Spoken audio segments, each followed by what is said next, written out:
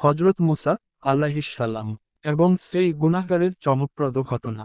হযরত মুসা আলাইহিস সালাম একটি সফরে ছিলেন। হাঁটতে হাঁটতে তিনি দেখলেন একজন মানুষ একা বসে কাঁদছে।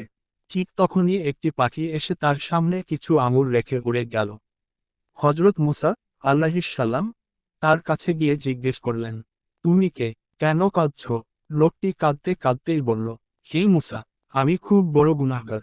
জীবনে অসংখ্য ভুল করেছি। আমি ৩৫ বছর ধরে ইবাদত করছি, আল্লাহর কাছে ক্ষমা চাইছি। আপনি আল্লাহর নিকট থেকে জেনে আনুন, আমার তওবা কি কবুল হয়েছে। হযরত মুসা আলাইহিস সালাম আল্লাহর কাছে এ বিষয়ে জিজ্ঞাসা করলেন।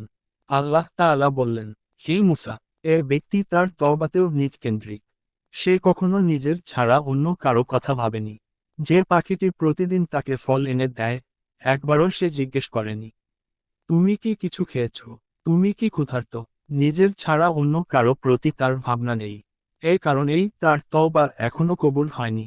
হযরত মুসা আলাইহিস সালাম যখন আল্লাহর এর উত্তর তাকে জানালেন, লোকটি আবার বলল, হে মুসা, আল্লাহর কাছে এটিও জেনে আসুন, আমার ৩৫ বছরের ইবাদতের কি কোনো প্রতিদান আছে?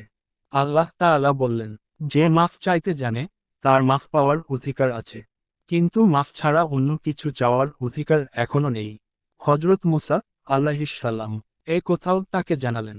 লোকটি কিছুক্ষণ চুপ করে থেকে হঠাৎ বলল, হে মুসা, আমার রবের কাছে বলুন, তিনি আমাকে এত বড় করে দিন, যাতে যখন আমি জাহান্নামে প্রবেশ করব, সেখানে এত জায়গা দখল করে ফেলি যে আর কারোর জন্য জাহান্নামে কোনো জায়গায় না থাকে। এই কথা শুনে হযরত মুসা আলাইহিস সালাম মৃদু হাসলেন এবং বললেন, হে আল্লাহ, আমি তাকে কি উত্তর দেব? আল্লাহ তাআলা বললেন, হে মুসা, এতদিন সে শুধু নিজের কথাই ভেবেছে, কিন্তু আজ সে প্রথমবার নিজের চেয়ে অন্যদের জন্য ভাবল।